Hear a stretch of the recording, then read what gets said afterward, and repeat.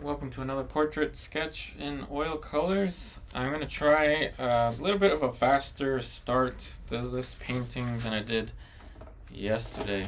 So I'm going to add a tone of just mineral spirits to my canvas. This is a cotton canvas that was toned ahead of time with a neutral gray. Acrylic, so this is just a cotton canvas. Good for painting sketches. Also good for long-term paintings as well. Alright, so we've got that down. Now we will commence a drawing. Black and raw umber with a little bit of cadmium red, but you can use any kind of brown to draw with is fine. So let's say the top of the head, I don't know, it's gonna be somewhere over there. The bottom is gonna be somewhere over here. So yesterday I started the painting off with a pencil, and then after creating the time lapse, I noticed that it just was way too slow for this type of sketch. So I don't know, whatever. Let's just see if we can start with the brush. See what happens. The face fits about there. Is good. So what's really important, hey Owling Dog Design, welcome. What's going to be really important is going to be getting those proportions, but I'm going to hold off a little bit to just get the big shapes. Kind of similar to how I usually work, but we will pay a lot more attention to the drawing than you've seen me do before. Hey Gigi. So everybody, the schedule, I'm still kind of on and off, right? I'm just trying to figure out what on earth I'm doing with YouTube. But the thing I enjoy the most is painting portraits. Now, obviously, I don't prefer to work from references like that, but it is what it is. I do a lot of studies from life, a lot of self-portraits, a lot of old master paintings, so I can allow myself to practice working from pictures like this for practice purposes. When I do commissions, for example, 90% of the time I'm gonna have to work from a picture anyway. So let's just go ahead and put these shapes down. That's a good enough start for that. Now I'm going to avoid measuring for now until I really need to. I just want to get enough stuff down that I can work with.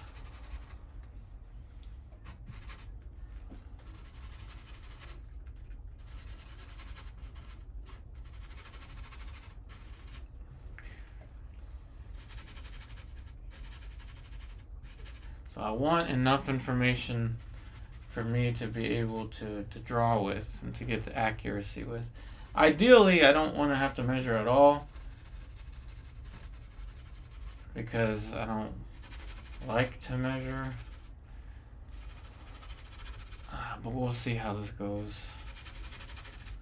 I'm wearing gloves because eventually I'm going to use the paper towel to wipe out. I just haven't reached the point yet where I need to. So don't need to wipe out just yet, but I will at some point. Or I won't. I don't know. We'll figure this out as we go. And this is a lot of fun, right? Working with masses. This is more fun than that like super cautious drawing that I started with yesterday. But fun doesn't always lead to the best results, as we all know. But it's gotta remain fun, doesn't it? To some extent, it's gotta stay fun, doesn't it? I mean, a little bit. Okay. So this is good enough. Now I can start to figure out a little bit more with respect to the actual drawing. Okay, so here's why I'm wearing the gloves. So I can do something like that. And I don't know about you, but the odorless mineral spirits, when it gets into my thumbnail, especially like this thumbnail, it hurts. Like it kind of like starts to eat at my nail bed a little bit. It sounds kind of weird, but yeah, it does that. I don't really like that feeling, so I try to avoid getting the mineral spirits on my thumbs if I can avoid it. Alright, so the placement of the nose, the bottom of the nose relative to the top of the head, the bottom of the head is very important. So let's see if I can pinpoint that now. Hey Bernadette, welcome. Let's see if we can pinpoint this now. It looks optically without any measurement. Hey Anna Maria. It looks like without any careful, like measuring like this, it looks to me like it's lower than halfway from here to up here. If we're gonna say that somewhere over there is the top of the head, and the back of the head probably needs to be a little bit further over there. Something like that. I really like this reference. It's got clean light and shadow. Again, it's from Pixabay, so it's copyright free. I like abstract starts like this. I could hang this on my wall and I'm fine. Like I like this. But we're gonna do more. Alright, so the top of the head is here. Bottom of the nose is here. So this relationship looks about close to me. It looks relatively close. So I can thanks for all the likes, by the way. We've got more likes than we did at this time yesterday. So this looks good to me, this placement here relative to the top of the head. Now I'm going to place the eyebrows, not the eyes, but the eyebrows, which is the top of the eye socket. And we're gonna put a relationship between the eyebrows to the hairline, which appears to be relatively short. This distance here for the forehead appears to be relatively short compared to that of your standard head. So that could probably be the position, perhaps tangibly that could be it. The angle of the eyes is gonna relate to the angle of the eyebrows, so this angle to me looks pretty good. The distance from here to here relative to the distance of the middle of the nose relative to the top of the head, but bottom of the chin looks good. So now I'm going to move down to the chin, and before I get too far, I'm going to place the mouth relative to the nose, because that's an area that I tend to mess up frequently. So I don't want to mess that up. So let's say, just without any measuring, just optically, just place the mouth. No measuring yet. And someone pointed out yesterday that I'm looking up in my canvas, and it is true. I usually look up. As you can see my messy hair. I'm not wearing my hat today because I'm using a different light setup, so I don't have the light's that not actually hitting me directly this way. It's going this way. So hopefully this will be a little bit easier on my eyes. But anyway, so again, this position relative to these, it looks okay. The nose, once again, I don't want to move it too much. I want to be a little cautious with that, but it looks okay. I'm gonna be able to move things with color once we get into color, and I'll use the bony landmarks and the other anatomical landmarks when we get into color. But the important thing for me is to have a process that's repeatable. Like I said, yesterday was a little too slow drawing with the pencil. So, not that speed is the most important thing, but I personally want to be a little bit faster than that.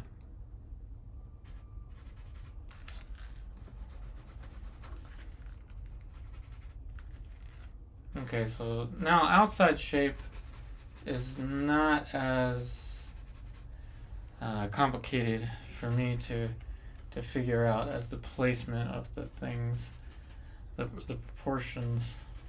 So I can kind of just eyeball this. The only real measurement we looked at was the nose relative to the top and the bottom. Things like this with the eyes we can just kind of draw in as we please, I think. This is why I'm calling this a sketch.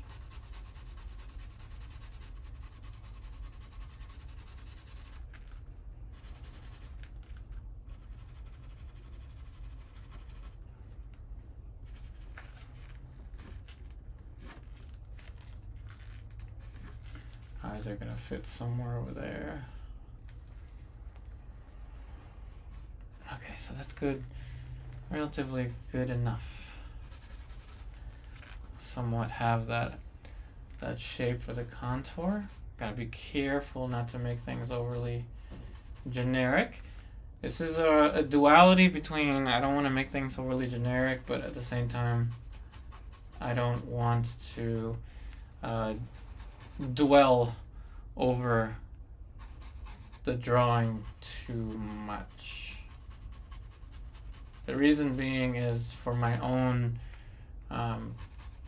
improvement. So for my improvement's sake, I don't want to dwell too much like I did a tad bit too much yesterday. Again, so from here to here, let's just quadruple check this before we get into color. There to there looks good. Okay, so from here to here looks good. From here to here looks good. Okay. Alright, so that looks good. Now going back to the big shape.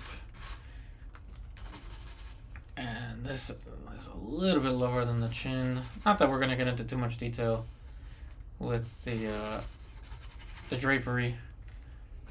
But a little bit of detail is okay.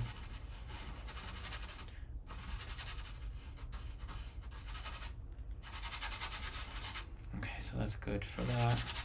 Alright, so now I've already got a brush prepared. So you can create a color like this really easily. Burnt sienna white, ultramarine blue.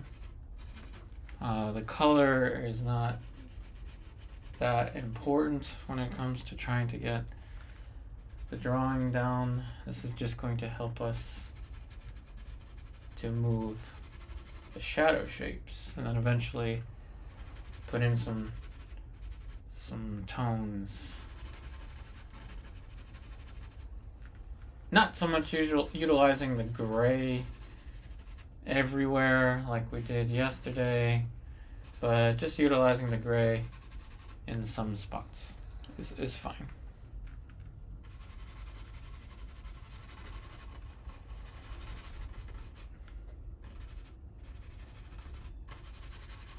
Now I want to cover so that with this stage, if I need to, I can adjust anything that I have to. Now with the same brush, going in with the light planes.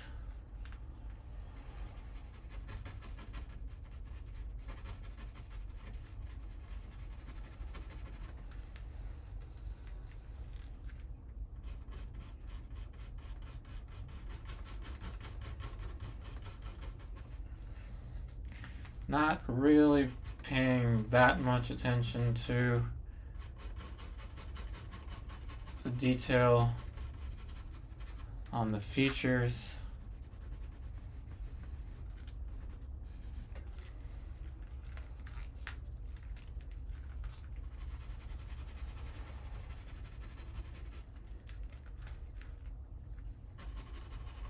Once again, revisiting the distance from the nose down to the mouth. This looks good to me. I do not want to move that anymore.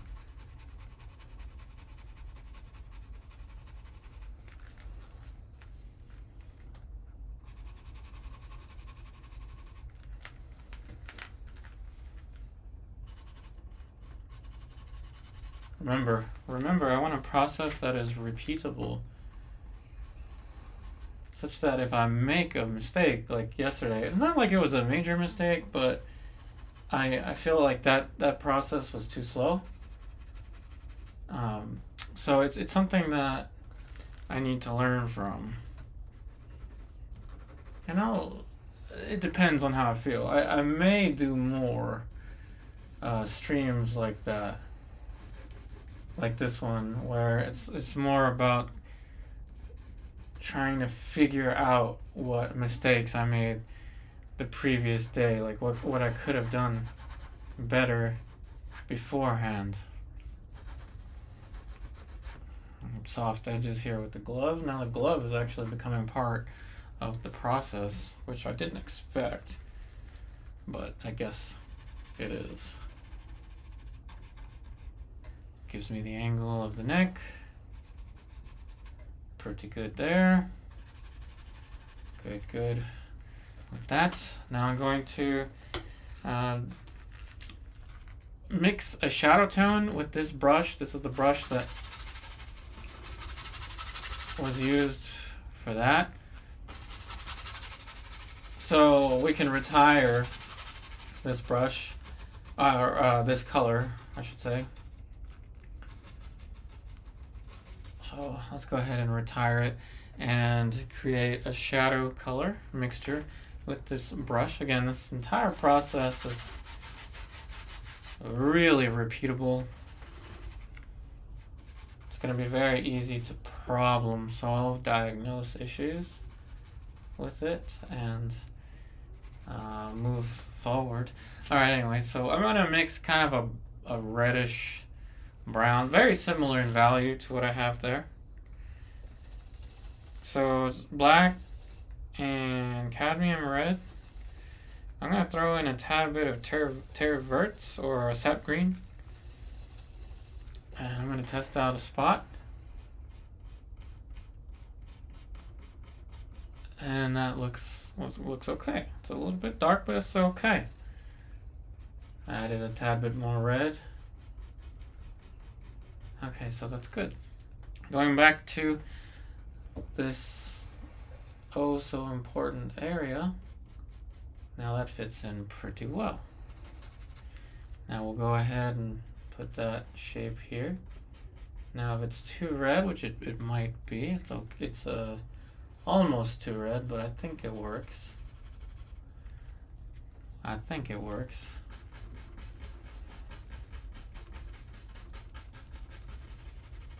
Let's create that soft edge now.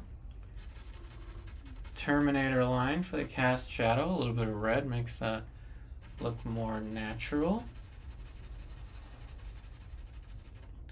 Let that blend in slightly. So good. This shadow color is working.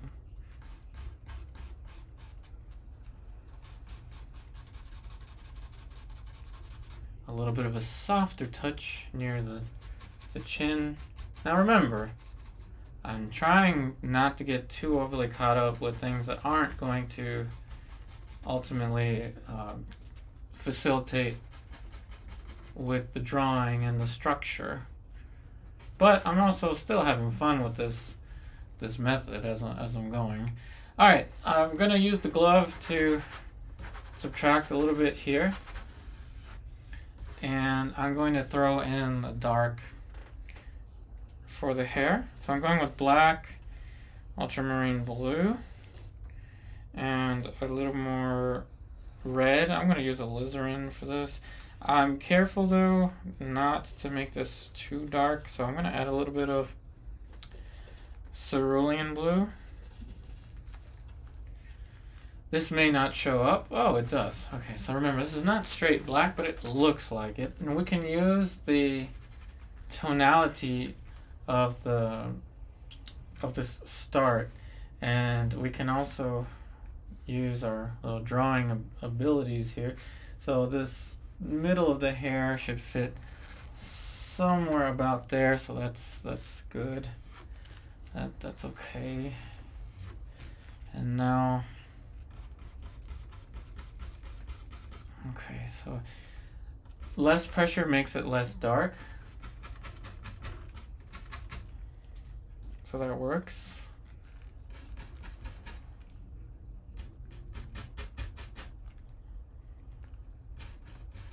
The brown itself will show as some highlights.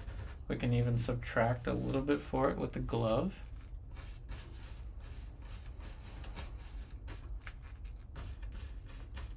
Okay, that's good for the hair.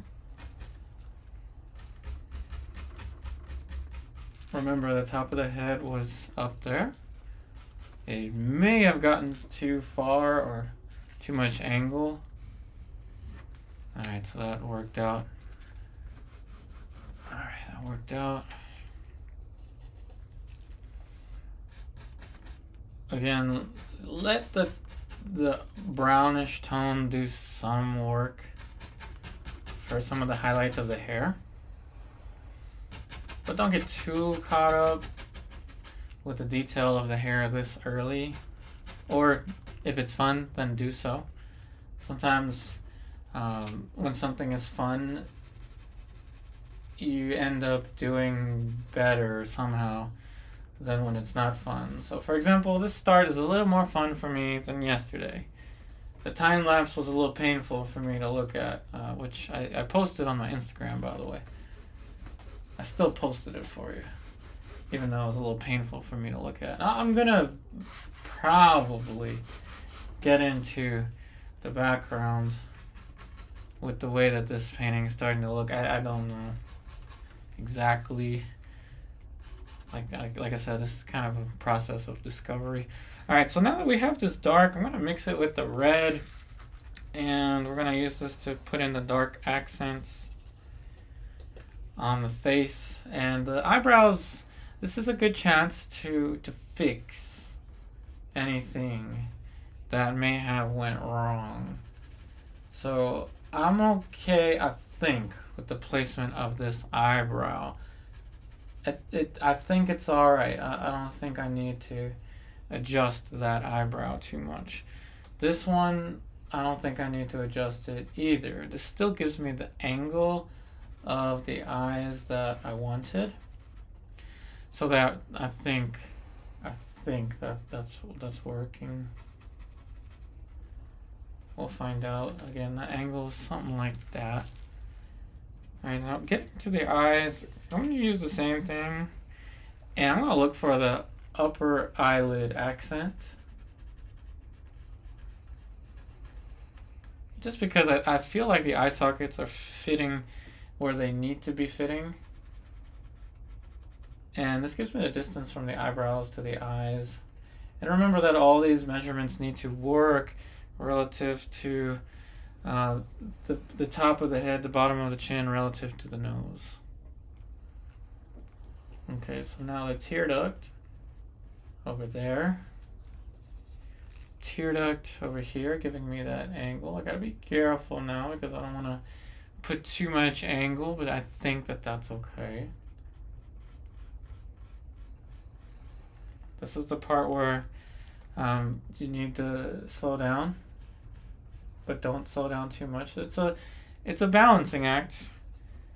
You want to slow down, be cautious, but you don't want to be too cautious to the point where you become almost paralyzed by the process, by the canvas, and it just ends up not being fun.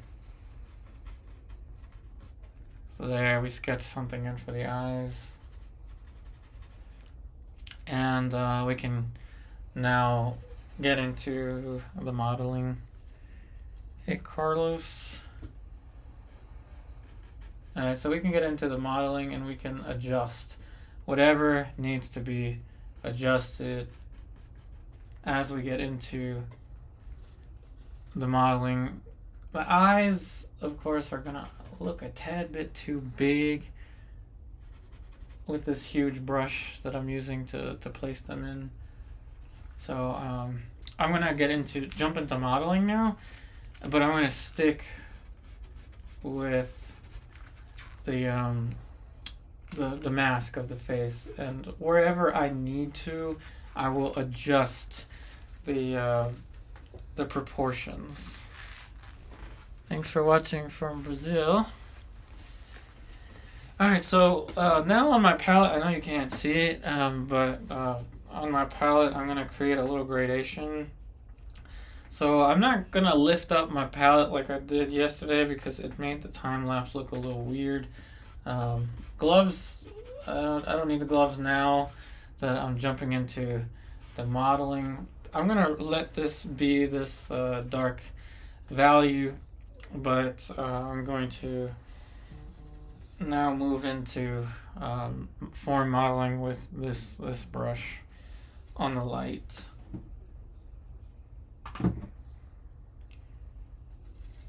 Alright, so the forehead is the easiest part to begin the modeling for me. So I'm looking at this like kind of like an egg when we go into the modeling of the form. If all goes well, I'm gonna do a lot more live streams like this one. For me, this is very much a skill building exercise, and I'm going to apply this knowledge that I gain from doing this to my commission portrait paintings. My website for commissions is going to be live soon, perhaps in October. So if you have any friends or colleagues that are possibly out looking for commission paintings, send them my way. Of course, there's no links in my description. My description is rather blank right now. This is just a painting sketch.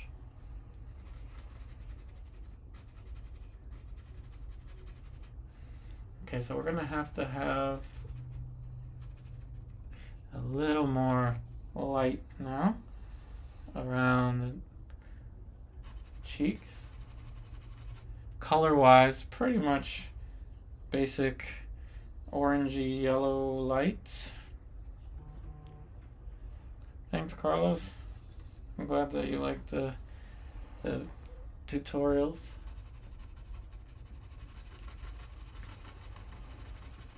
So in contrast to yesterday, I'm punching this light faster, a little bit brighter earlier on, because I found that I kept tippy-toeing my way up to the light yesterday.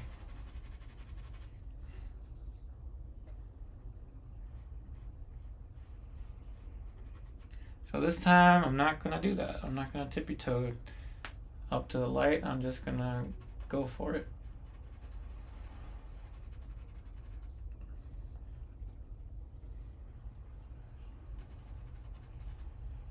This gives me the light for the philtrum.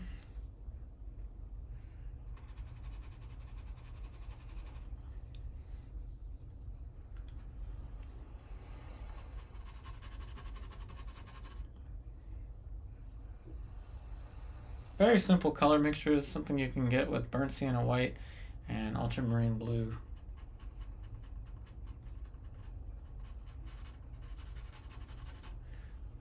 Do not worry about what colors are used to create these effects.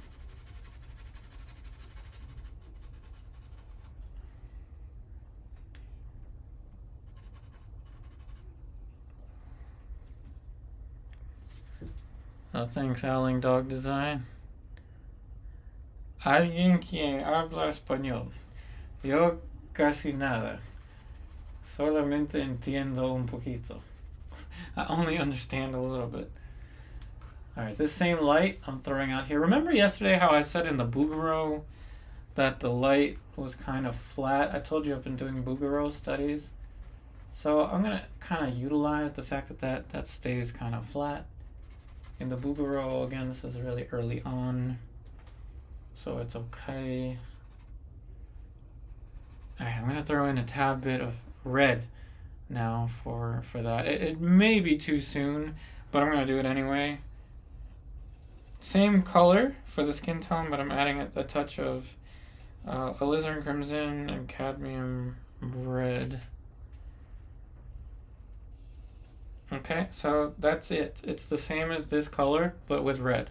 Please do not be concerned with what colors are used to create this pinkish color. A little more alizarin crimson for up here. Remember, I said I'm very conscientious that I make the nose too long or that I make the mouth too far down. Also, it could be that I'm looking up at the canvas, as someone mentioned yesterday. That could be the case. So yeah, I gotta be careful with that. Remember, I still have this dark, so I'm gonna use it now. I see that the lips, drawing wise, are a little bit too wide.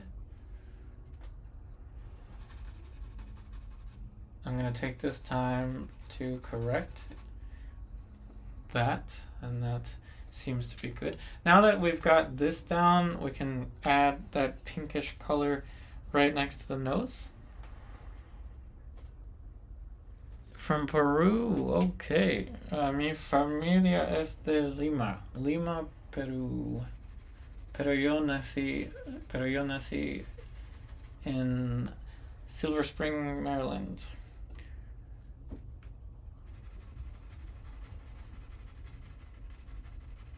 Yeah, my Spanish is not good, but anyway. Remember the drawing that I was talking about? The anatomical shapes. Okay, so the bridge of the nose is right here. The glabella is right here, so the plane break for the bridge of the nose is right here. So the optical beginning of the nose is right there. So I need to take that shape into account. That's where the bridge, that's where the root of the nose starts. This is my terminator line, which gives me the angle of the nose. Now this is the bulb of the nose. It's a little bit more flat right here. So all this little drawing stuff is happening much faster. But beware, the faster it is, the faster the mistakes can happen too. So be conscientious of that. Yeah, sí, mi familia es de Lima. Mis padres se mudaron acá para su trabajo en los 80s, the 80s. Yo nací en 91. I was born in 91. Alright, so there's a little accent for the nose. Again, the nose has not moved from the beginning of this painting, the drawing. Okay, so little details like that being too pointy is something I can ignore for now. Going into a modeling form, I know that there's more light up here.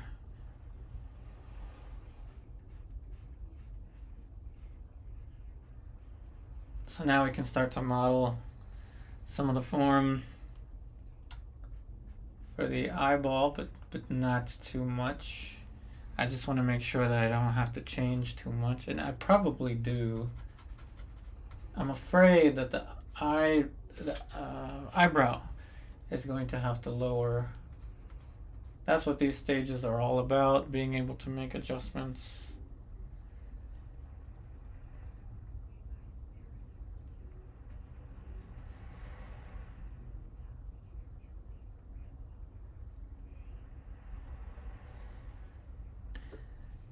Alright. Okay, so eyebrow is going to have to move down slightly, which is a concern. I don't want to have to move too much stuff, but we can move a little bit. Not too much. I honestly do really love this. It's the most fun. This is kind of how I worked when I was like 18, 19. Kind of carefree, not really too worried about the results or anything like that. But now with all this experience I have from YouTube, I can be a tad bit more accurate. Okay, so that movement down is good. Eyes can now start to get more information.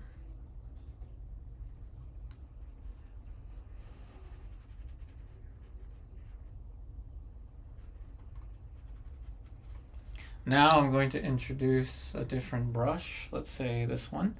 This is going to be for the middle tonalities. Color-wise, I'm not too concerned.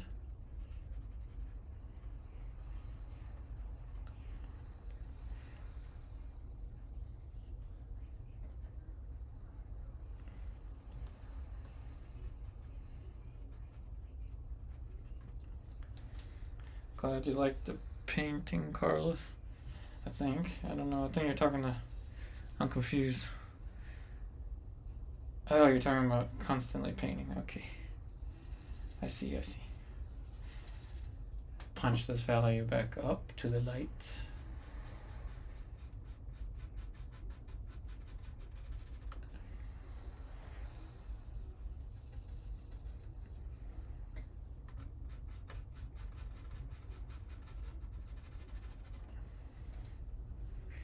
I'm not too concerned about edges or anything like that just yet. Alright, so we're going to use one of these cheaper brushes for the sclera, the white of the eye. So I'm going to go with a gray that I'm going to mix with just black and white.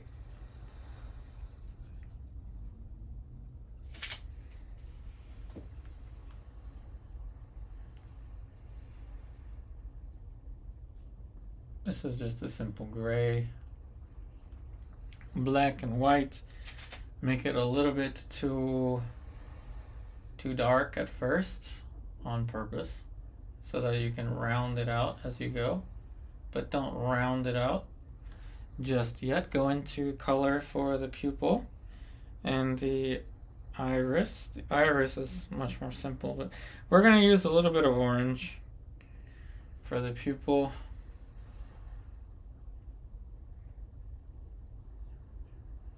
Like that. That should work. That should be okay. Right over here. Like that. So that works out. Now we can go and add the light on the sclera, the white of the eyes.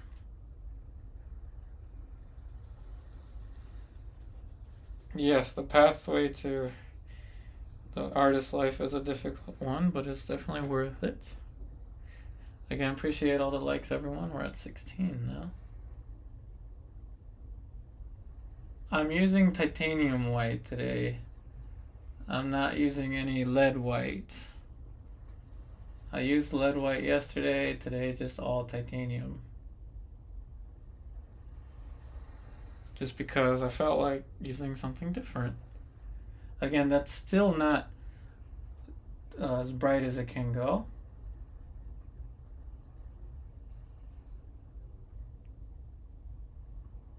Now, at this point, I'm conscientious about not making forms too generic. So as I add this light, I'm also putting different plane changes to try and improve on where I was at this stage yesterday. It's all about skill building here. Well, thank you, Carlos. I'm glad you liked the videos. I want to do more of them. I'm trying to figure out kind of what works for me as an artist. It's very difficult to do. There's so much I want to do, but I enjoy portraits the most.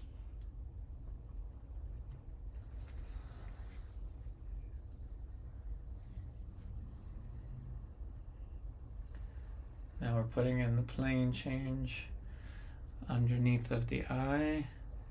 So you see it's a very repeatable process very quickly. I didn't have to do much. I knew exactly where to reach on the palette for these lights. It's a very repeatable process, and that's what I'm after.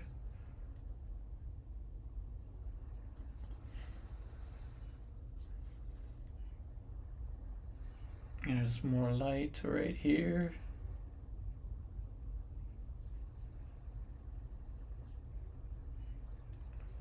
Again, following the curvature of these planes. Every single step here is repeatable, meaning I can do the same process with a similar portrait time and time again. So this is a more scientific approach to painting. Thank you, Carlos. Here's where we can fix something. I can see something now that I can adjust. The chin, and it worries me, it concerns me that the chin now appears to be a tad bit too long. But there is some leeway. There is some room for forgiveness. However much room that is depending on your client, if we're talking about portrait painting commissions. So I moved that up just a little bit, but I'm cautious because I know that will change that proportion, and that's not something that I want to do. As I adjust that, I know that I'm going to have to do something with the jaw.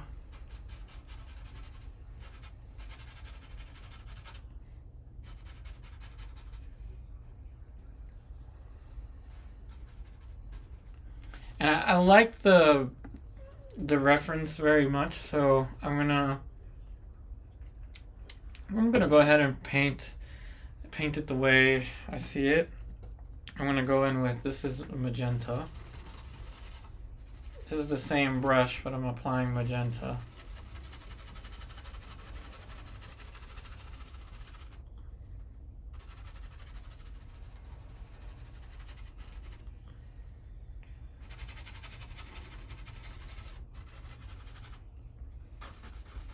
And you'll see why I'm applying the magenta soon.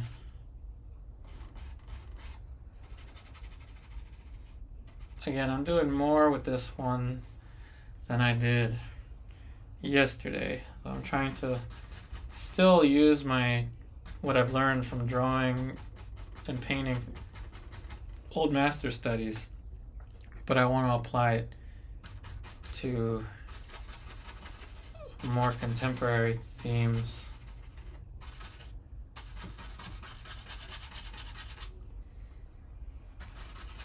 Okay, so this is why I used the magenta. Let's see if I can go in with white. 4:46 in the afternoon, and over there it's 3:46 here. Plenty of time. We've only been painting for 45 minutes. Oh, I almost forgot the magenta. Magenta needs to go here.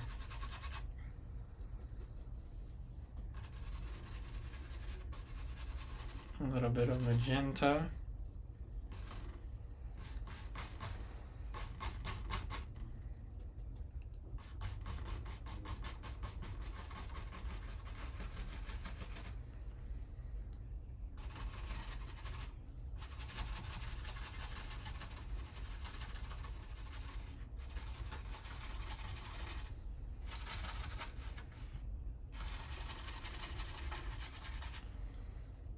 Alright, so magenta. Oh, thanks, Gigi. I'm working on it. Trust me, every day I'm working hard trying to improve my techniques and my accuracy, and understanding my weaknesses is what's helping me get a little bit beyond where I've been before. This is why I use the magenta, so I can paint directly into this.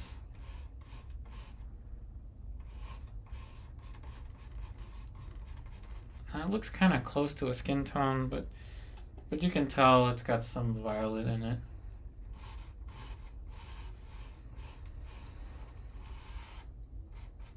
And I have to pay attention to... I need to come up with a term for this, but I need to be more general with my small straight lines and angles. So it's not just a rectangle over here, a triangle over here, but there's actually like a, more believability to the shapes. Undulation, I guess, I don't know, of these shapes, even in the drapery.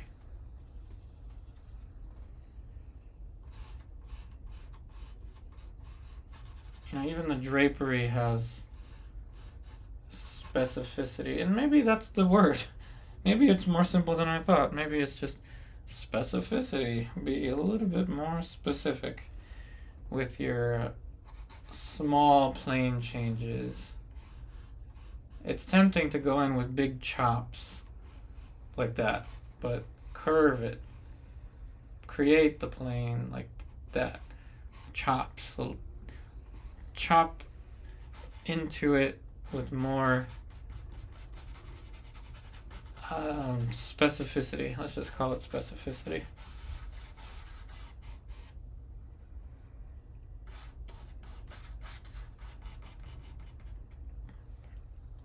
I'm going to add a little bit of cerulean blue into the shadow tone, like that. So some of the shadow tone will show through.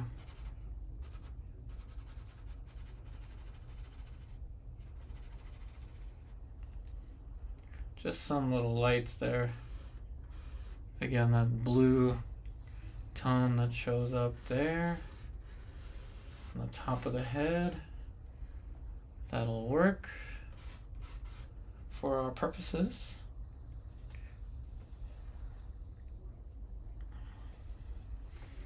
Now this will go over here. Make sure that that's purple enough.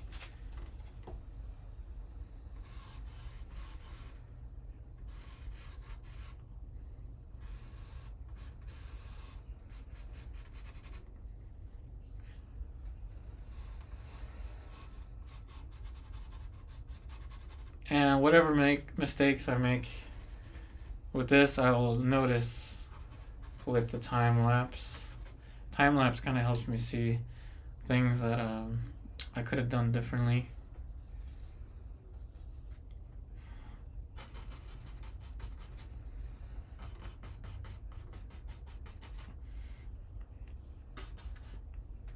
Okay, so I like that type of simplification. And now going back to the face, I can see something that's jumping out at me, and that's the contour. But as I do this, I can add that cast shadow, which is a reddish cast shadow right there and here. So as I correct things, I can also add things.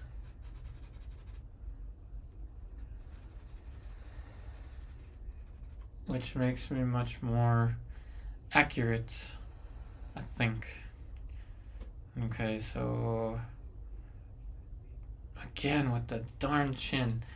It may be so far off that I have to move it yet again.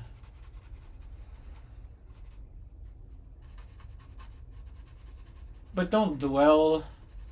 See, I'm giving advice to you that I myself need to take. Don't dwell. Always do your best to improve, but don't dwell over your mistakes. Learn from them.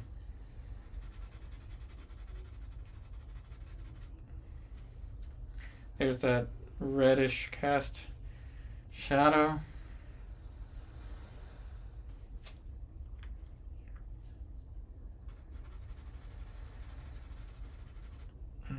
Okay. And probably more of a reddish green. I'm not going to focus too much on color relationships, but this definitely needs more of a reddish tone. And as we get back to the rendering or the modeling, this is where I have to be cautious about the mistakes that I tend to make a lot, and I need to not dwell on them. So let's pinpoint now. The nose, switch to the other brush. Let's add the not the cast shadow, the reflected light. Right here. It's an orangey tone.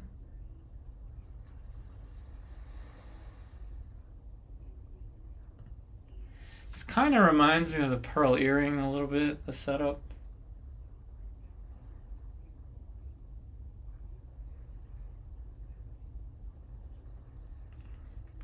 There's the reflection. Okay. I can relax, I think, a little bit now.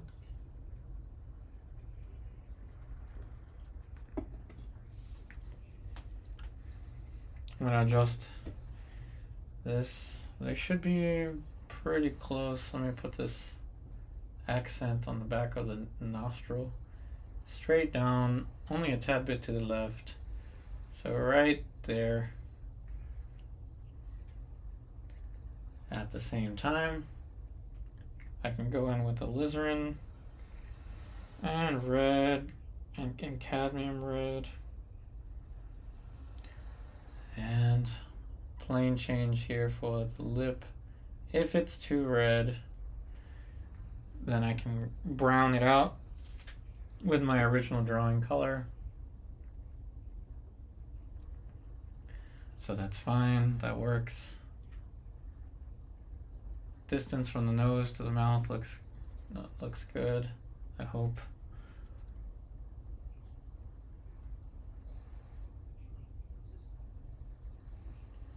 Lower lip.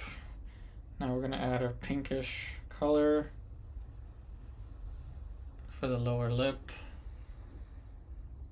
Gives us some plane changes to use. Now that works fairly good. Now I'm going to use the same brush, add a little bit of blue, and we're going to add similar modifications to the nose, starting with the cast shadow. Thanks, Gigi. It's always a struggle trying to improve, but I'm a little bit more relaxed now, I think.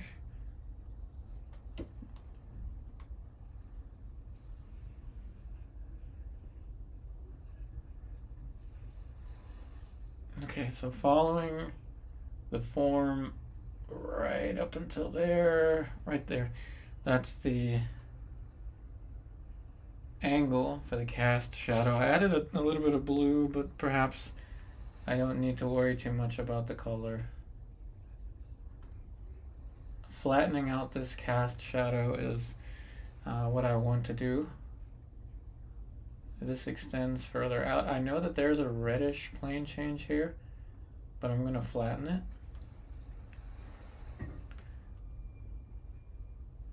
And rather than focus on the plane change, or sorry, the color change for the plane, I'm going to focus on the boundary of the cast shadow on the cheek. This has kind of a zigzag.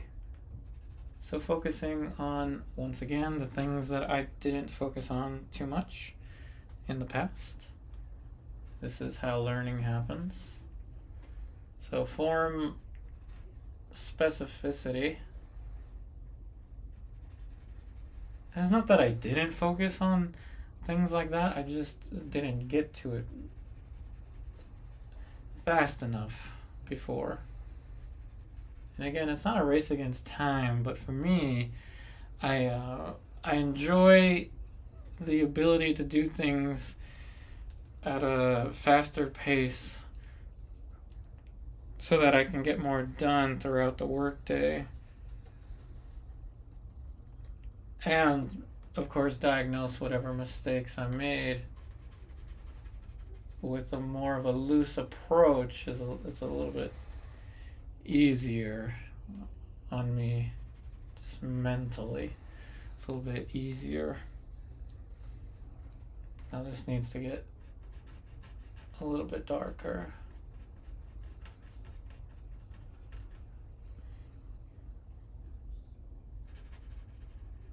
And the eyes now can have a little bit more structure as well. So I'm adding a reddish pink color for the tear duct. And again, using the cheaper brush to do it. I'm taking the time right now to step back. And alright, so I'm going to add that. And then once I do that, I'm going to put something for the background up here because this needs to move down, which is going to give me some problems because that's going to be a drawing concern. And let's see if we can fix those drawing concerns with the addition of more planes. And it may be that it's not possible.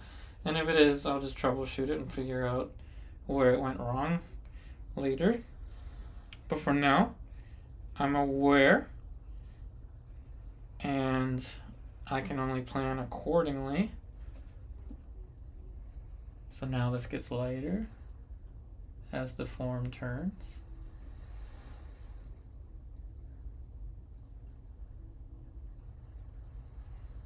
And drawing by definition is a series of corrections, as my teacher John DeMartin would say.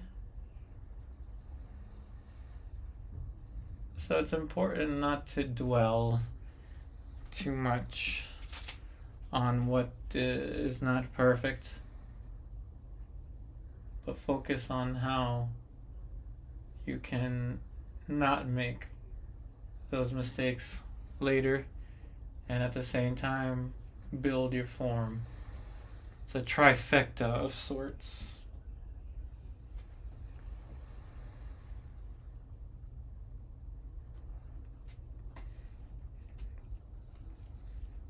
And again, don't get too caught up. I'm talking to myself now.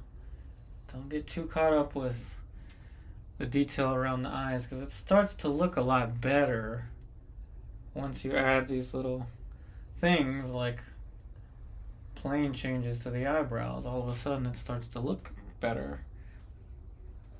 But don't get too excited about things looking better just because we've added more form to them. Alright, so now going back to the background, it's kind of an orangey color. I'll stick with that. I'll just paint it as I see it. So that's why a big palette is important. So I am out of space on my palette. Alright, so value-wise it is darker. color-wise, it is more yellow.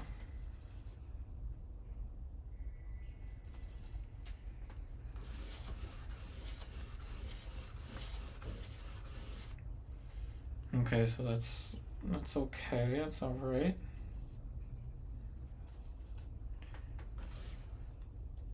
And it could be that the gray looks better, but there's an adjustment that needs to be made here. And I don't want to make that adjustment by subtracting into the gray.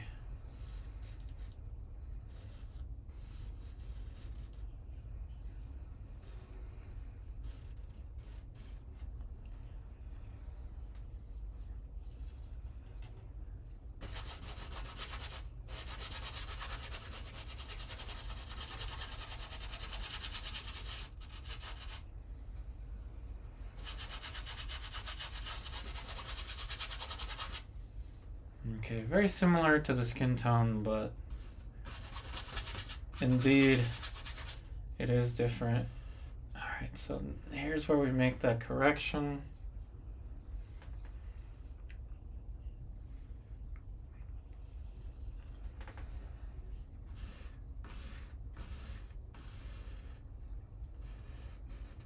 Okay, so that has to lower.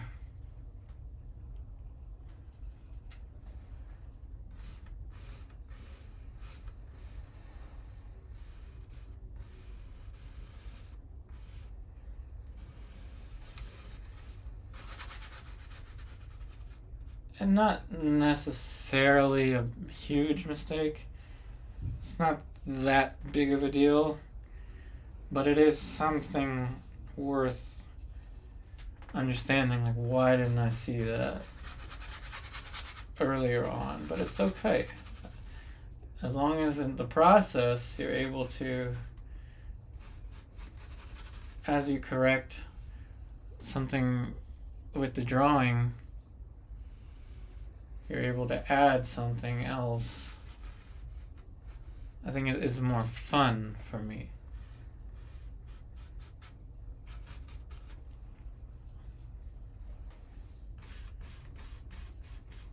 Just the fact that it's more fun, you know, is good for me.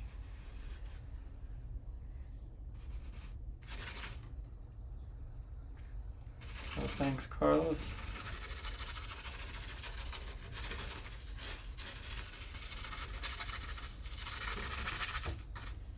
And now we paint in the background as we see it, or as we feel it. Let's say this is Terra Vert, and I'm going to let that kind of contrast with the purple.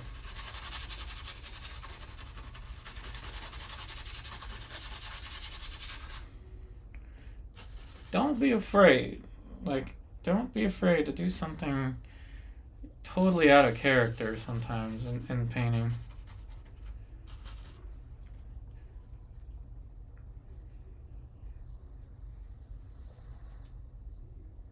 Perhaps, yeah, the background always changes the tonality of the face.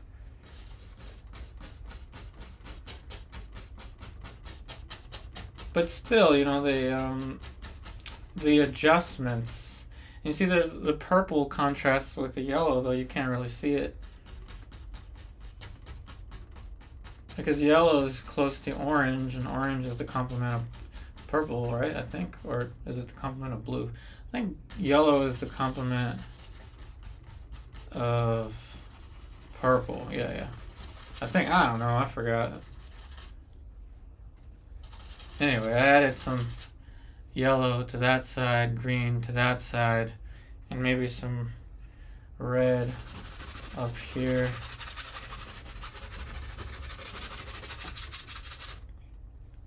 Now, big picture wise, this is much more complete looking, but beware, that it can take too much attention away from the drawing, and it changes the perception, I guess, even of the camera. It changes the perception. It changes how the camera perceives the tone of the face, which is interesting. This now to me is too light. However, I can add the I can do the drawing correction right here.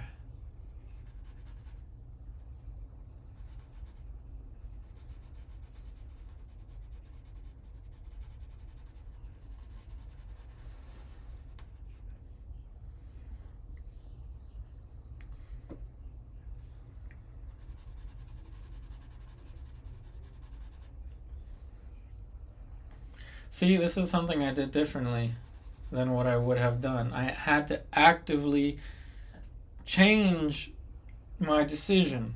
I was going to go in, make that darker, because it looks darker to me. But instead, I knew I had to go in with a drawing correction.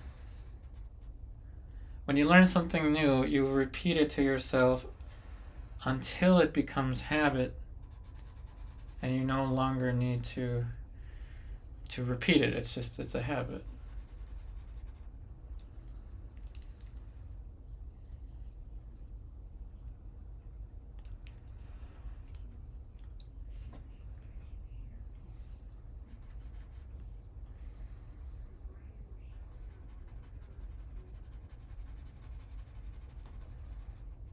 And I can tell you, in contrast to yesterday, this is a lot more fun for me.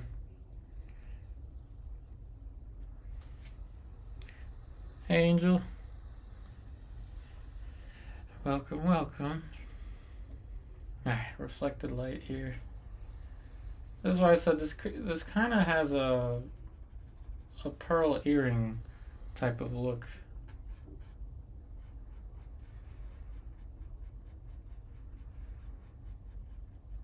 And as I do this, I should be correcting the drawing, adding that orange reflection.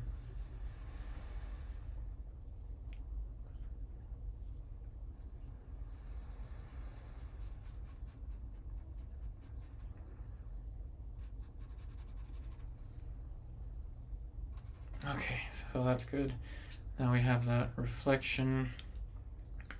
Let's go in with more of a,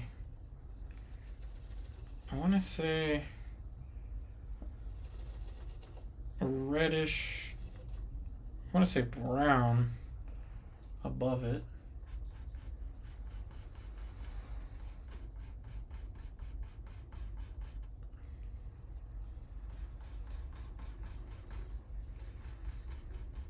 Like that. That works. Hey, Janice. Welcome, welcome. Now here's where it gets darker for the Terminator.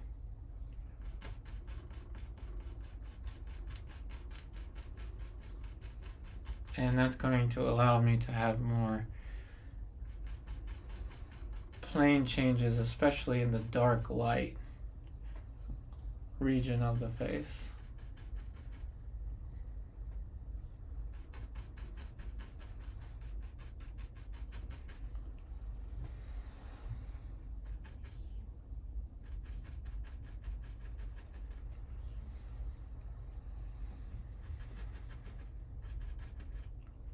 As you can see, I think my accuracy is a little better than before, just by seeing those little things, going back to the basics like I did.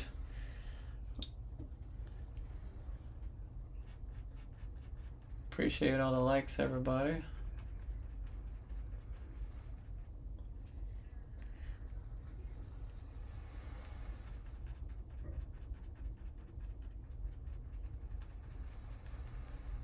And there we go. There's that dark light.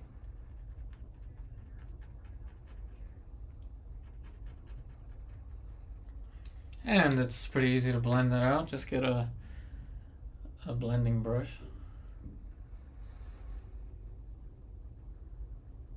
And hopefully we've nailed it. This is the most important edge right here to the modeling, whether it's watercolor. Mind you, this is so difficult to do with watercolor. The last time we painted this model from the internet, we did watercolor, and man, was that difficult. This is difficult as well, but at least we can go in and blend that shape out.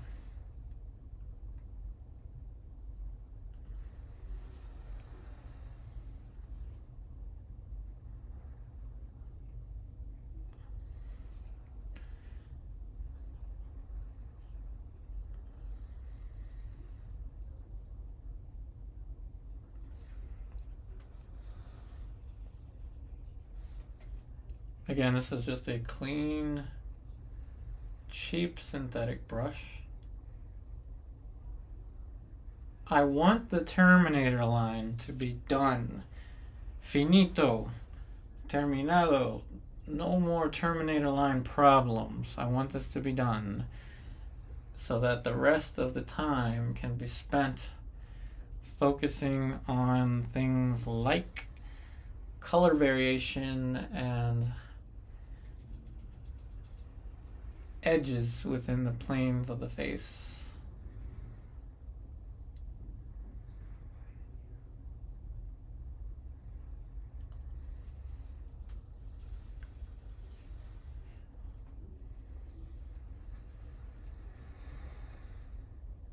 Ah, that's not good. I shouldn't have picked up color.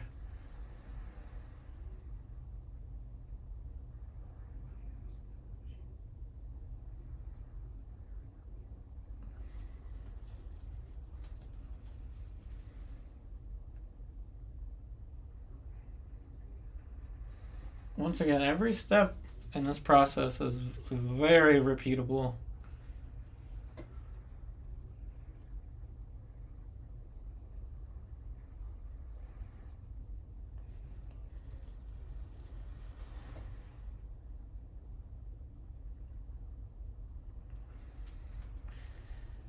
The time I've spent studying old master paintings and working from life, including self-portraits, has helped me kind of come up with this technique.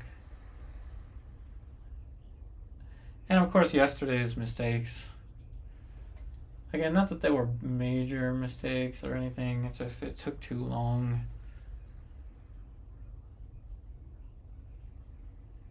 For just a profile of a face. I mean, come on. Why would it take that long? I was scared. That's probably why.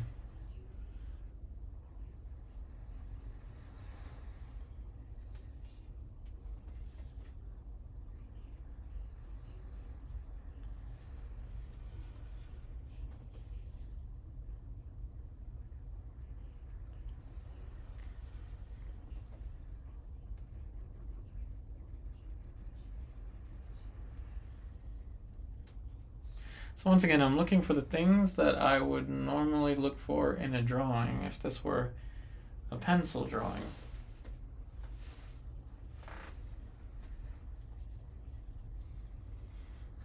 Alright, so we're nearly there with the Terminator. Edges. I lost that one a little bit, but that's okay.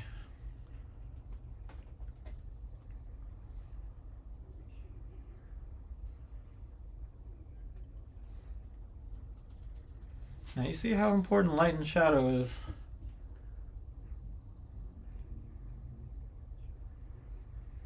But I think we found it. I think we found a technique that's a little bit better.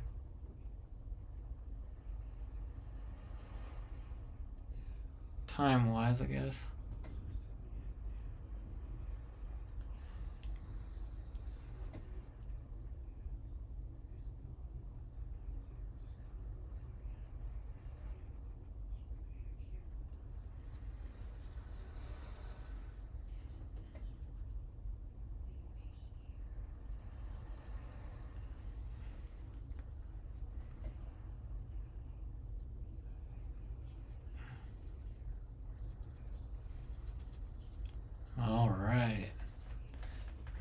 can get into some more fun stuff. I got two routes I can go. One is I can go back into the big picture and move all these colors around, or I can work on the drawing, which I think the eyes have to move down. Either that or the nose has to move up. Or I can go in with more form. Very tricky. Again, this is a common issue for me, and I think it's because I'm looking up. You can see where my head is relative to the canvas. I'm looking up, so it looks fine to me now, but I'm looking at my camera, and this has now become long. But I'm not gonna stress too much about that. If anything, I'll move the nose up a little bit, which will make the mouth low, unfortunately. But I'm choosing the drawing route. Everything in me wants to go in with the form and the color. Everything in me wants to do that. But I'm not.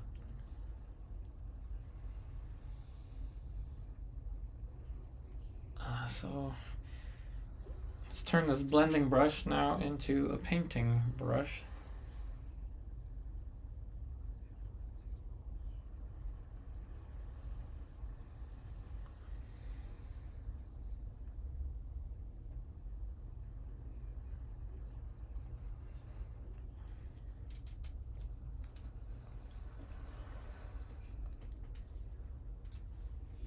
Now we'll get another cheap brush, move this up.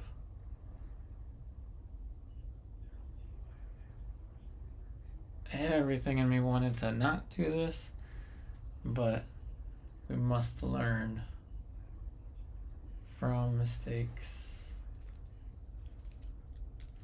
Don't do something just because it feels comfortable.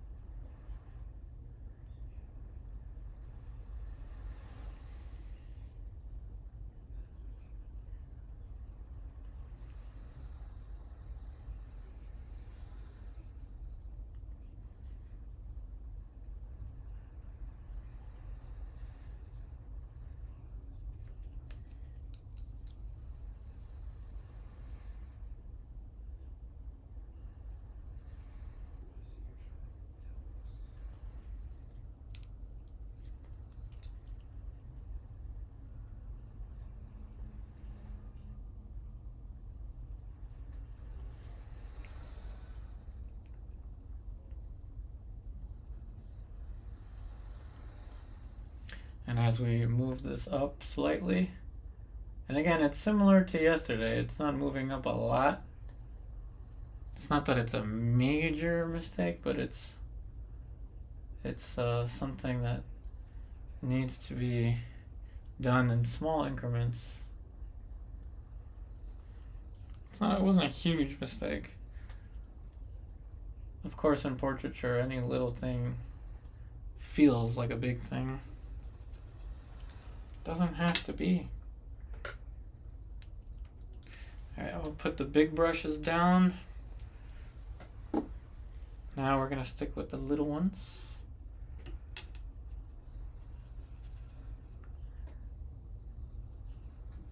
Gonna repaint the accent for the nostril and the shadow.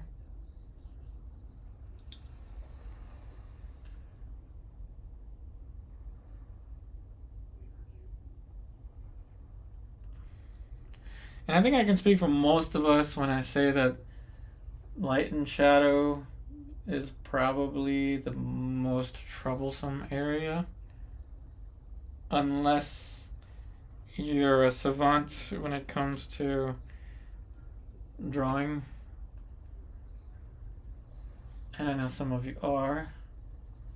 But, actively doing these changes, knowing to look for them as opposed to just doing what's comfortable, that's where the progress is made, I would hope. Alright, so we move the nose up. Not a lot. Just a little.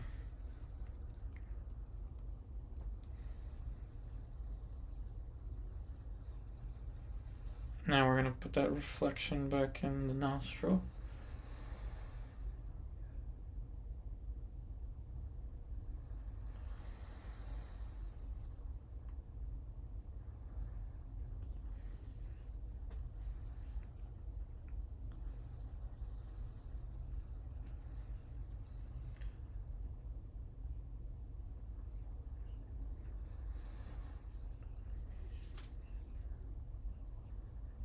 And as a reward to us for doing that, why don't we go and put the highlight in for the nose?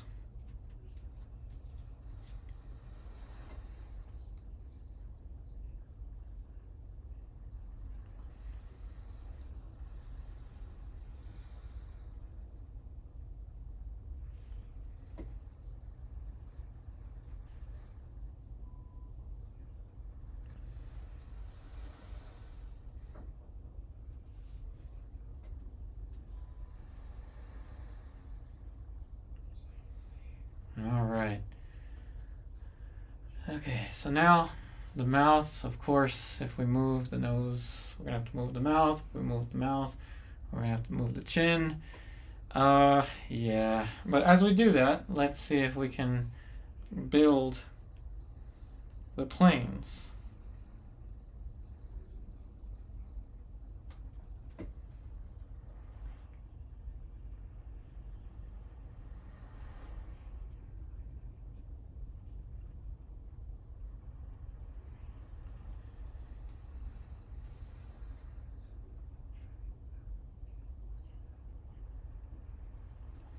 But you know, ironically, I think I figured out why I make that mistake.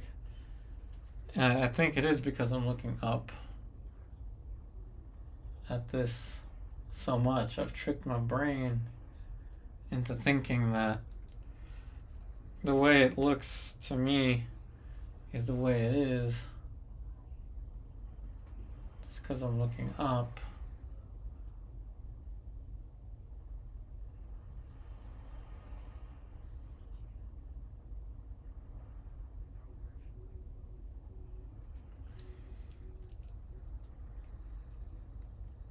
Highlight on the upper lip.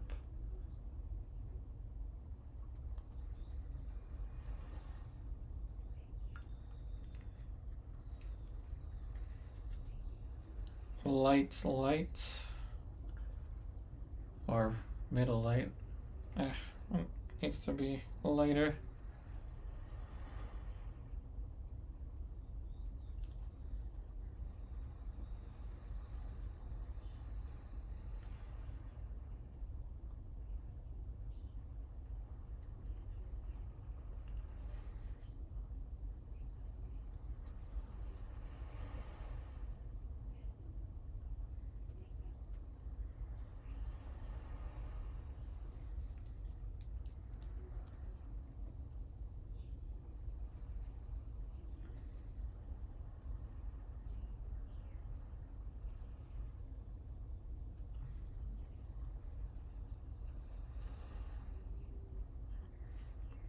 Now this moves up.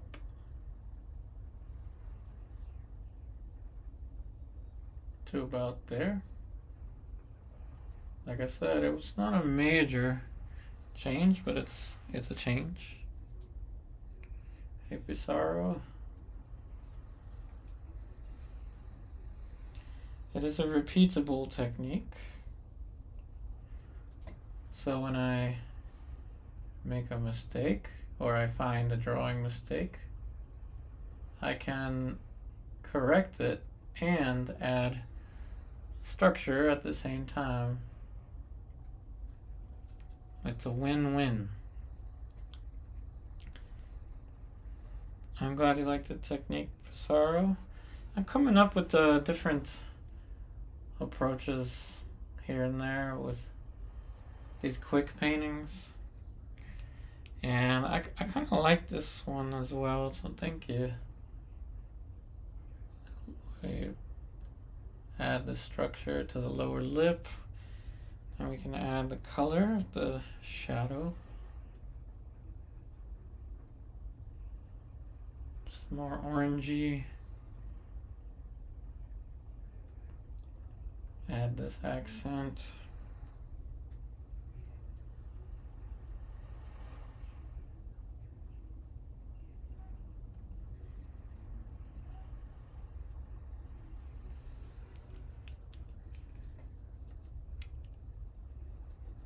So we're only an hour and a half in. So plenty of things went down pretty quickly. But it's more fun. I think this is more fun for me.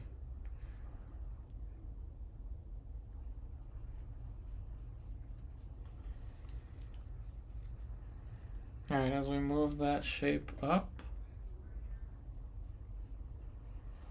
there's something to be said though for seeing it quickly.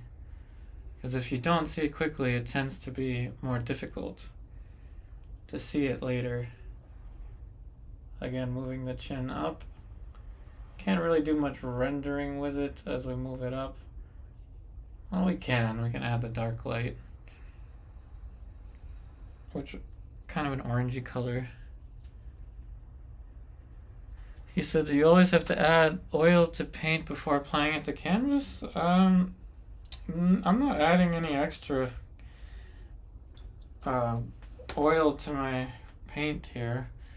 I'm just taking it directly from my puddles on the palette. So no, I'm just taking it directly from the tube. In the beginning, I put some mineral spirits on the canvas to help me draw, because I did somewhat of a wipeout drawing. Meaning I subtracted a little bit with my paper towel.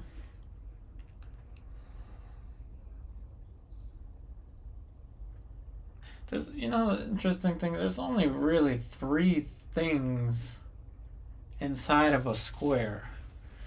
There's only 3 things inside of a square. Eyes, nose, and mouth. There's just 3 things inside of a square. And the rest is just color and values. 3 things inside of a square.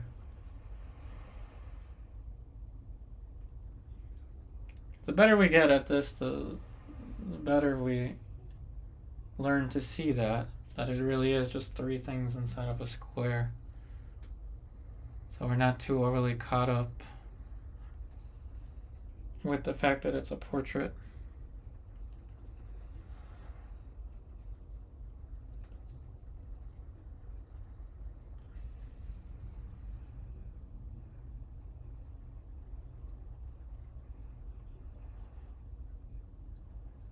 And I could have gotten into much heavier form modeling than this. But I guess putting in that Terminator kind of helped me see that very specific Terminator line that we did with the dry brush. Kind of helped me see the mistake.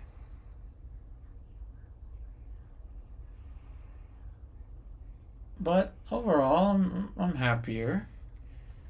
You know me, I tend to be real down on myself when it comes to making mistakes and, stuff like that. But I'm okay now. Like I said, as I correct things, I can add things, which expedites the process and makes it more fun.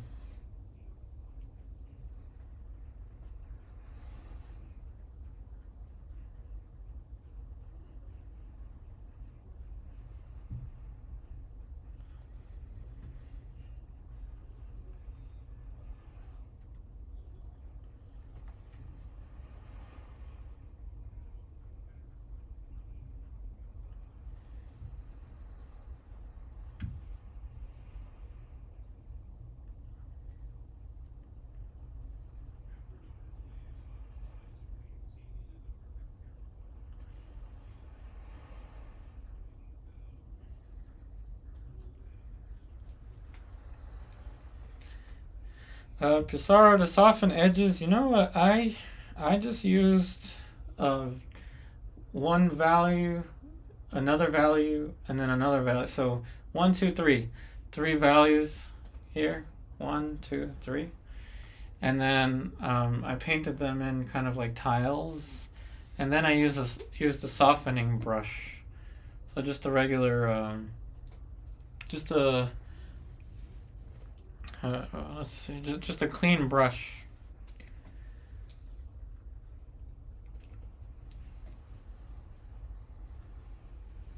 Now I'm looking at the contour. I'm looking at all these contours as opposed to building planes like I want to.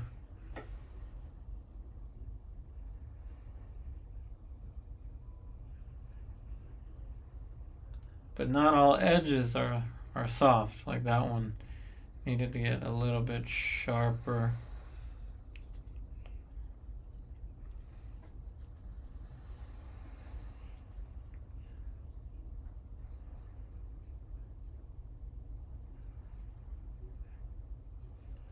A little bit more specificity there.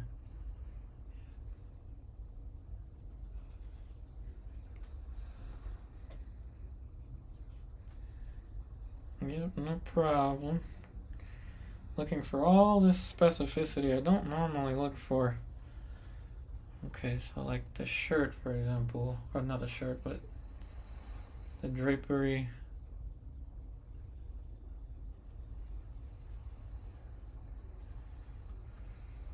And as I do that, I could add more for the hair. So as you correct, try to see if you can add. I don't know why my camera is doing that. It's making things dark and then making them light again. So light on the hair.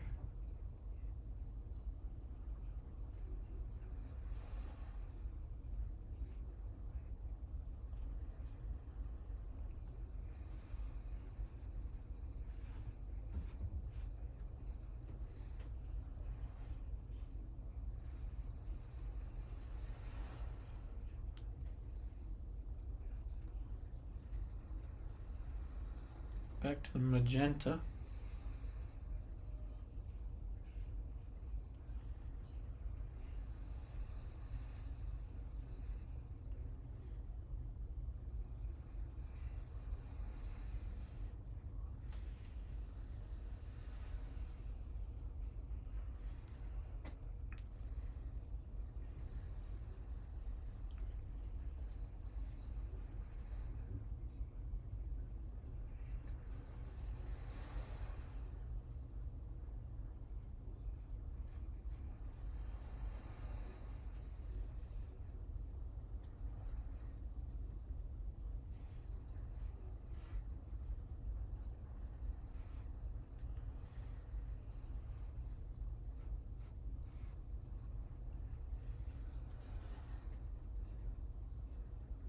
Again, today was just all titanium white.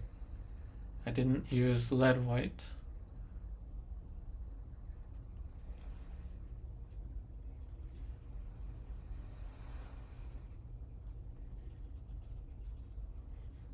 Alright, let's get into some more fun stuff. I think we've earned it, right? My teacher, John DeMartin, would say you have to earn the right to shade in a drawing, meaning get your light and shadow as accurate as it can be. Because we all know that adding shading is fun, but let's put in these form modeling things. Middle planes.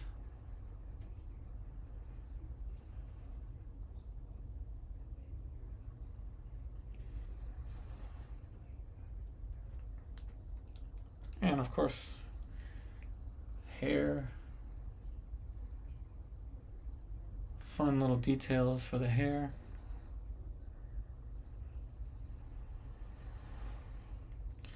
The pupil. These are all the things I was holding back from I could have added all these things earlier, but I held back.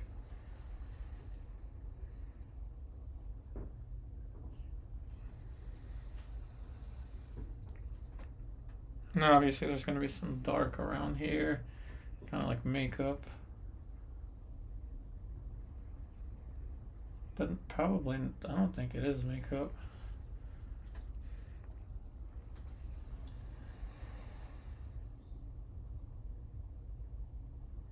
All this stuff is like dessert. It's dessert. The other stuff is the vegetables.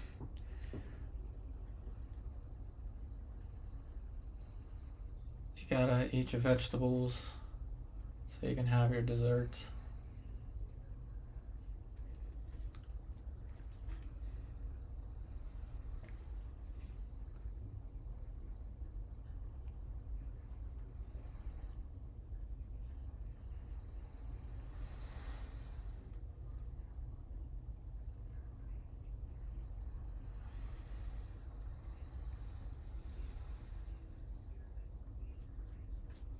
Yeah, it is a great restraint to hold back on dessert, Kathy. It is. But I held back on the dessert long enough. Now I can do all this fun modeling stuff in the lights.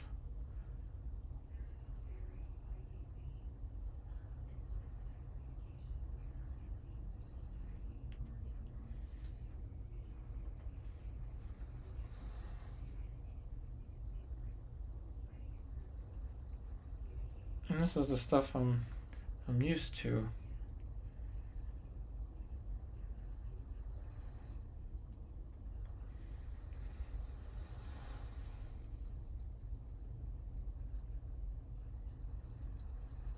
But I must say, I do like this process. It was different.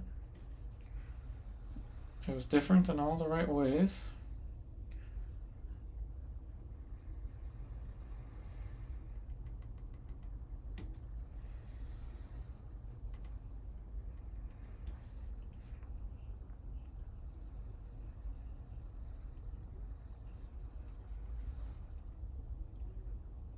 I'm glad to have you here, Kathy.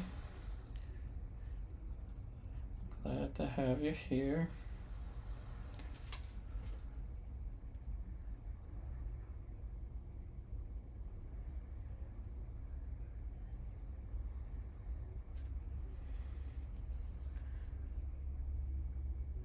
Especially with my like challenge series paintings, I just jumped right into this modeling stuff and just completely ignored the form, thinking I'll get to it. I'm still waiting with those older paintings. Didn't get there. Yeah. That's all good, Kathy. No one will tell. Oh, but what fun this is, getting into this stuff. And it's quick, too, these little plane changes. It's quick. And it's because I spent so much time just doing that in the past that I just completely ignored the fine drawing stuff.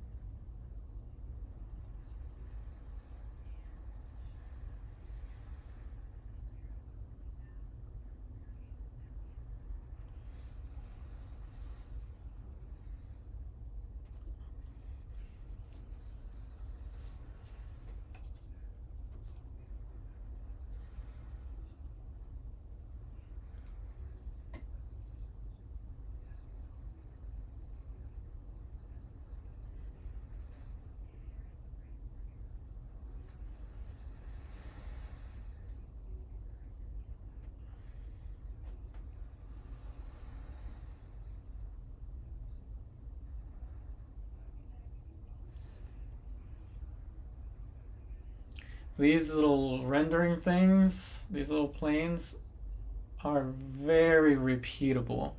You'll see these things in almost all portraits that you paint that have light coming from this direction. These are very repeatable things.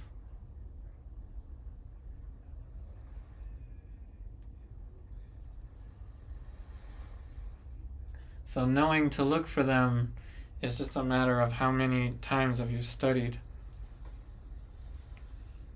form in a generic sense.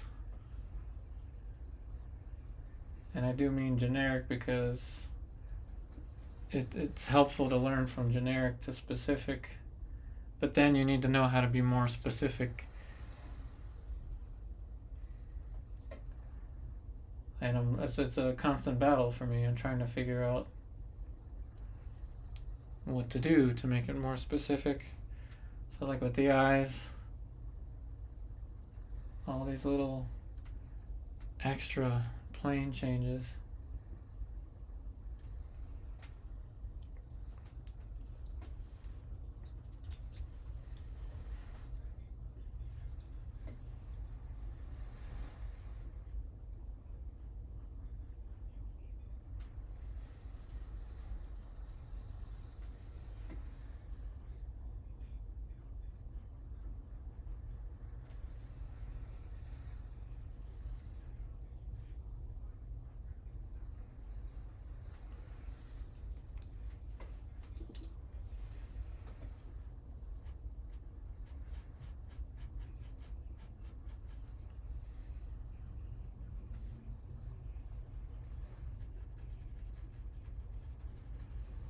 Alright, going back to a clean brush.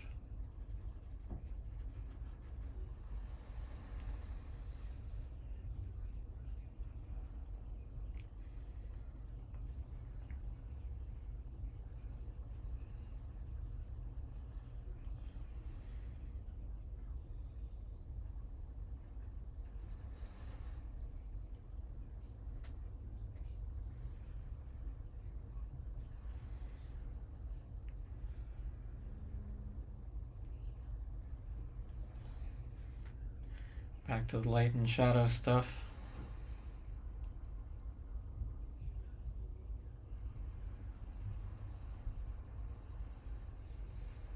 The camera didn't freeze or anything, I'm just paused right now.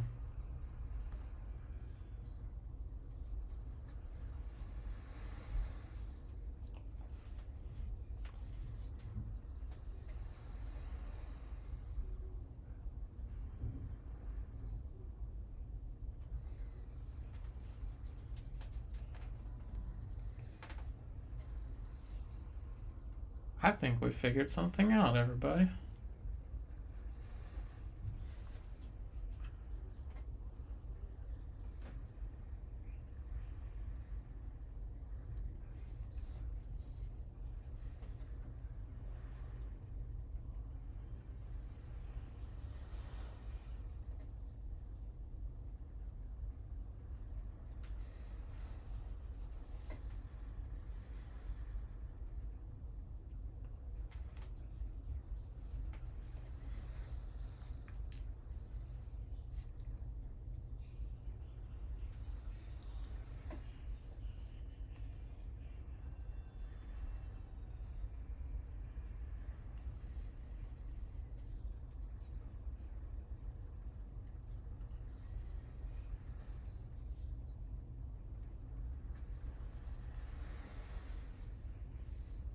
I think we figured something out. Time is almost up.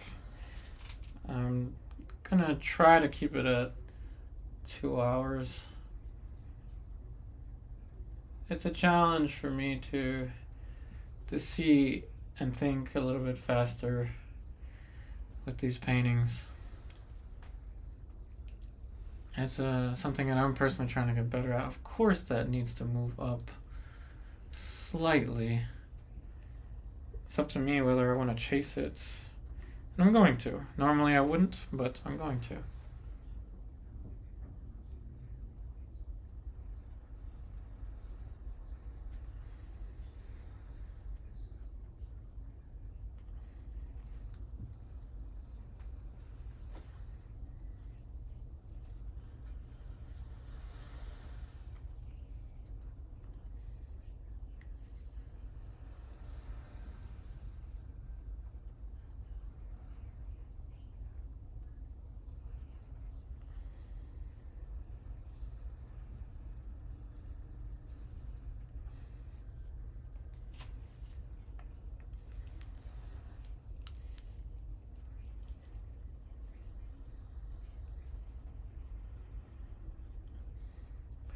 I like it because in 2 hours I can still keep the brush moving fairly quickly.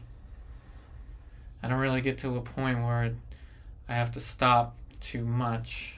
I like the flatness of this, so I'm going to keep that look. We are missing some of the top up there.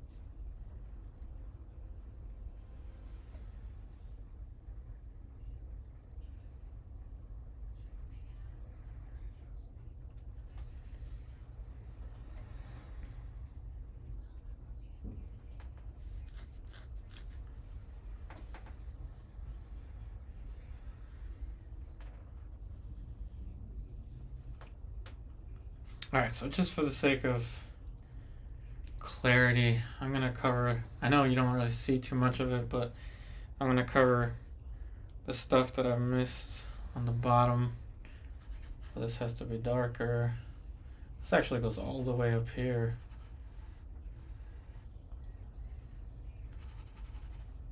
All the way up there. How did I not see that?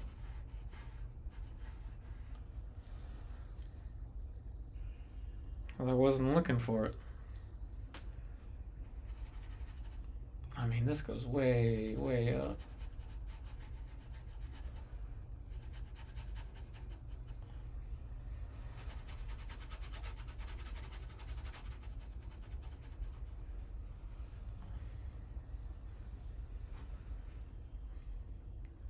Probably to about there.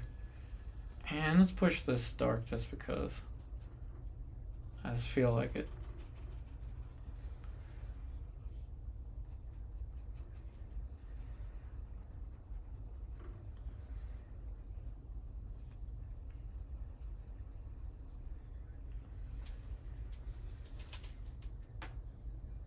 A Omar 911. Yeah, you can use cheaper oil paints, like a student grade, like a ivory black will look the same as this, or even like a dioxazine purple. It's only with the lighter colors that you'll notice much of a difference, if anything. Like lead white versus titanium. But titanium, again, is what I'm using today. It's relatively cheap, but it works. I know that in some places you can't even buy lead white. But you can use, relatively cheap paints like burnt sienna white, ultramarine blue. Those colors will get you skin tones like this. Burnt sienna white, ultramarine blue.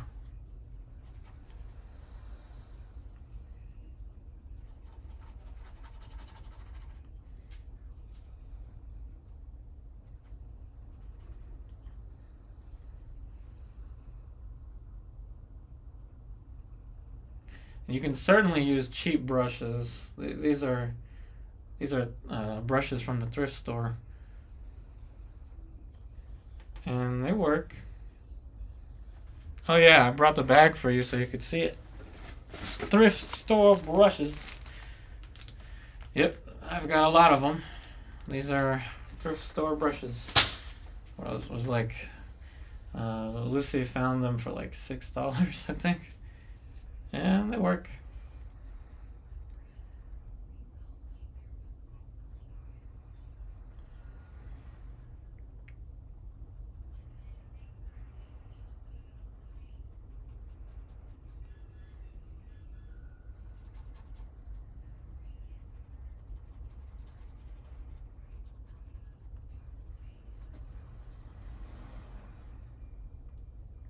A little bit of alizarin for these darker areas. We're pretty close to the ending, but you know, it's kind of fun to add these little last minute things.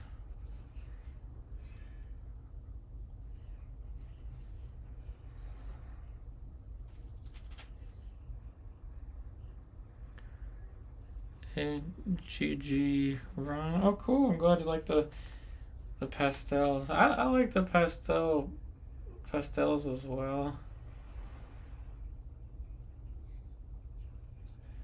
It's similar in terms of massing, working with big masses. I'm glad you like that as well. Thanks for watching the videos. Really appreciate the support, everybody. We got 32 likes this time. That's pretty awesome. Especially granted that these are just kind of experimental paintings right now. Experiments.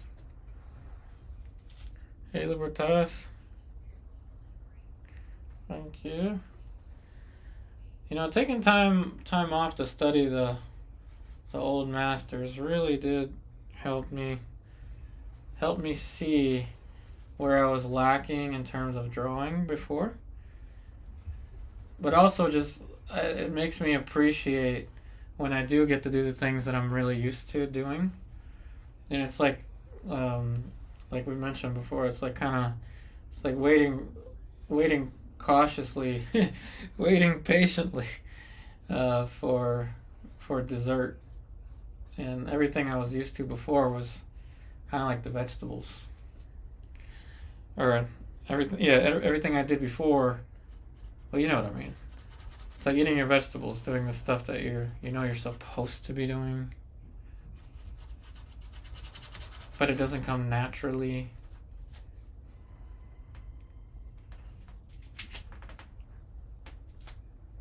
Oh yeah, I can definitely sell this one on my. Actually, no, we're gonna have a website launch in October.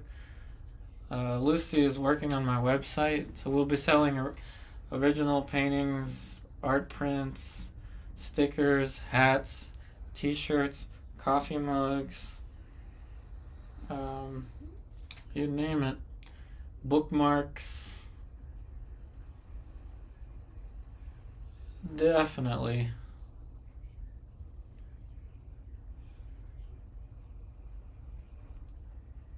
I gotta be careful with that because I don't want to lose too much of the specificity. Gotta be careful with that one.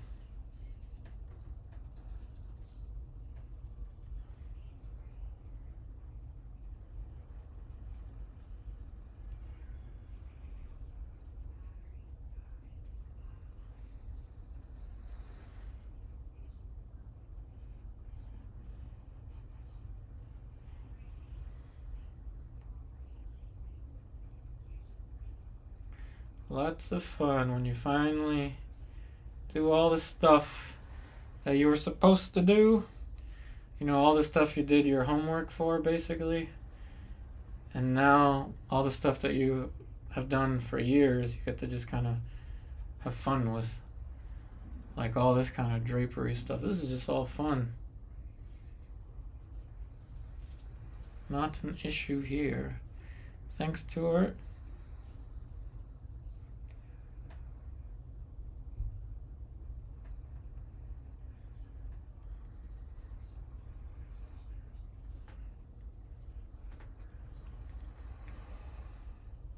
So what I've learned from the old master studies and going back to painting from life frequently is that you really got to spend time looking at the stuff that you don't see right away, which for me it ended up being drawing. I didn't spend as much time with proportion and likeness and all those things. I didn't spend enough time before, but now we are. We got this.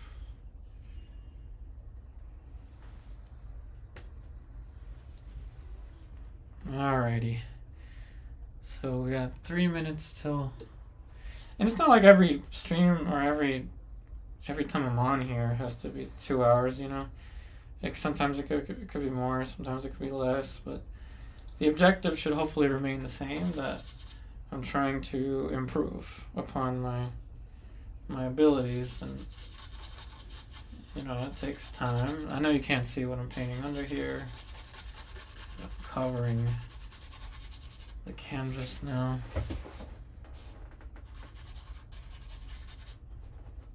But that's what it's all about. It's all about improving.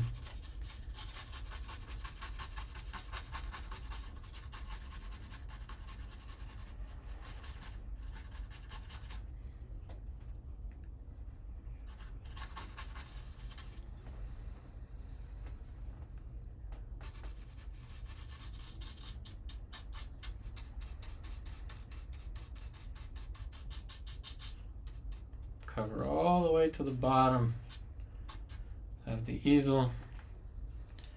So I typically miss stuff on the bottom.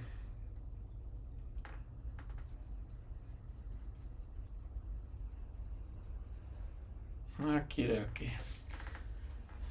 I like this little brush stroke, but it can't be too out there.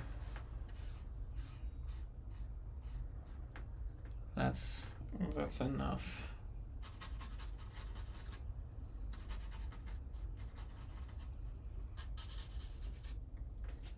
And you can spend all day sort of kind of dressing up the picture, so to speak.